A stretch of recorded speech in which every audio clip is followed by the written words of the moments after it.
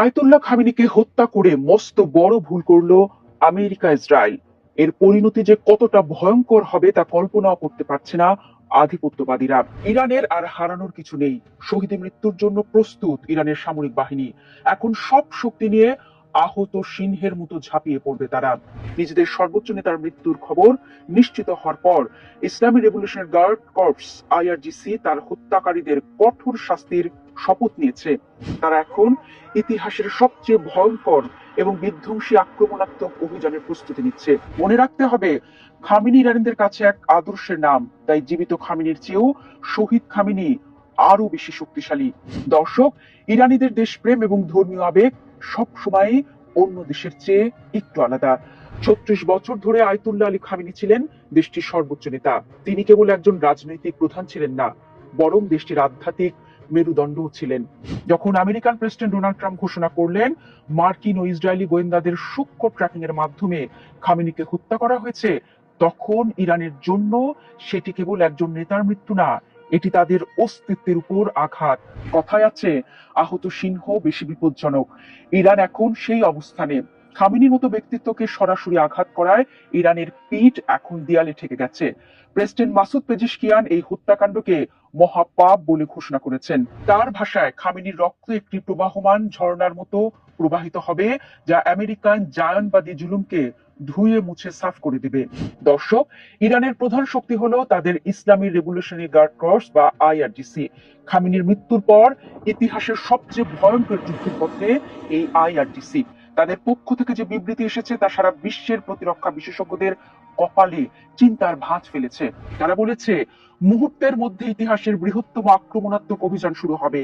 এরই মধ্যে ইরাকের ইরবিলে মার্কিন ঘাঁটিতে হামলা চালিয়ে তারা তাদের সক্ষমতার জানান দিয়েছে। কিন্তু এটা কেবল ট্রেইলার মাত্র।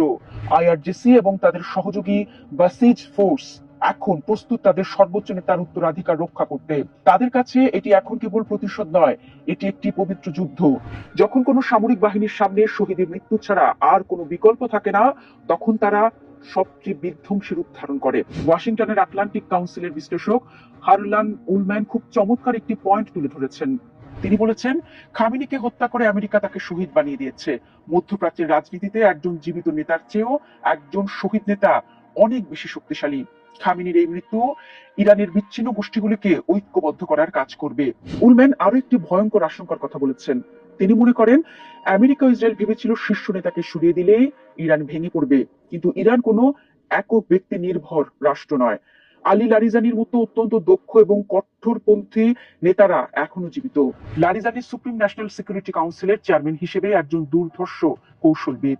খামেনির অবর্তমানে ইরান যদি আরো কঠোর পথে হাঁটে, তবে তার ফলাফল হবে আমেরিকার জন্য ভয়াবহ।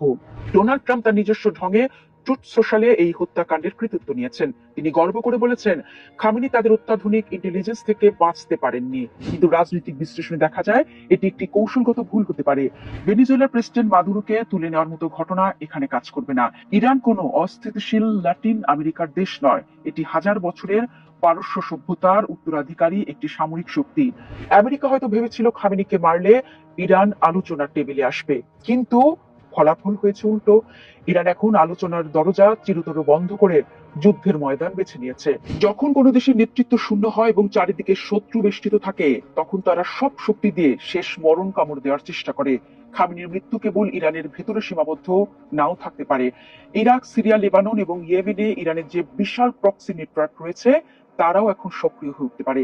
আইআরজিসি স্পষ্ট করে দিয়েছে, তাদের প্রতিশোধের হাত কাউকে ছাড়বে না।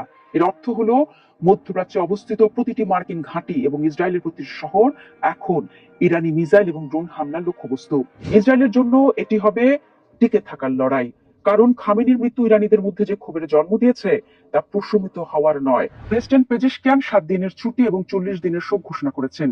এই সময়টি আসলে সুখের নয়, বরং যুদ্ধের প্রস্তুতির সময়। কয়েকদিন আগে খামেনি বলেছিলেন, তার যুদ্ধক্ষেত্রে মৃত্যু হলে বা গুপ্ত হত্যার শিকার হলে যুদ্ধে নেতৃত্ব দিবেন আলী লারিজানি। লারিজানি এমন একজন মানুষ যিনি পশ্চিমা বিশ্বকে খুব ভালোভাবে চেনেন এবং তাদের বিরুদ্ধে কিভাবে লড়তে হয় তাও জানেন। উলম্যানের মতে, লারিজানিকে ক্ষমতায় বসানোর সুযোগ করে দিয়ে আমেরিকা বড় ভুল করেছে, কারণ লারিজানি এখন জাতীয় বীর হিসেবে আবির্ভূত হবেন এবং তার প্রথম কাজই হবে খামেনি হত্যার বদলা নেওয়া। ইরানের বর্তমান অবস্থা দেখে মনে হচ্ছে তারা আর কোনো রাগ ঢাক রাখবে না। প্রেসিডেন্ট পেজেশকিয়ান যে নতুন অধ্যায়ের কথা বলেছেন তা হতে পারে সরাসরি সংঘাতের অধ্যায়। আমেরিকা ও ইসরায়েল হয়তো একটি নির্দিষ্ট লক্ষ্য অর্জন করেছে, কিন্তু তারা এমন একটি আগ্নেয়গিরিকে জাগিয়ে তুলেছে যা প্রশমিত করার কোনো পথ বর্তমানে খোলা নেই। ইরান এখন তার সব শক্তি ও সংকল্প নিয়ে ঝাঁপিয়ে পড়ার অপেক্ষায়। আইআরজিসির ভাষায় সেই শিক্ষামূলক শাস্তি যদি সত্যি শুরু হয়, তবে 2026 সালের এই সময়টি ইতিহাসের পাতায় এক রক্তক্ষয়ী অধ্যায় হিসেবে চিহ্নিত হয়ে থাকবে। খামেনিকে হত্যার মাধ্যমে আমেরিকা হয়তো এক ব্যক্তিকে সরিয়ে দিয়েছে, কিন্তু তারা এক অজেয় এবং প্রতিশোধ পরায়ণ ইরানকে জন্ম দিয়েছে। এখন দেখার বিষয় ইরান তাদের সবচেয়ে ভয়ঙ্কর অভিযান কবে এবং কিভাবে শুরু করে। তবে একটি বিষয় নিশ্চিত, মধ্যপ্রাচ্য আর আগের মতো থাকবে না।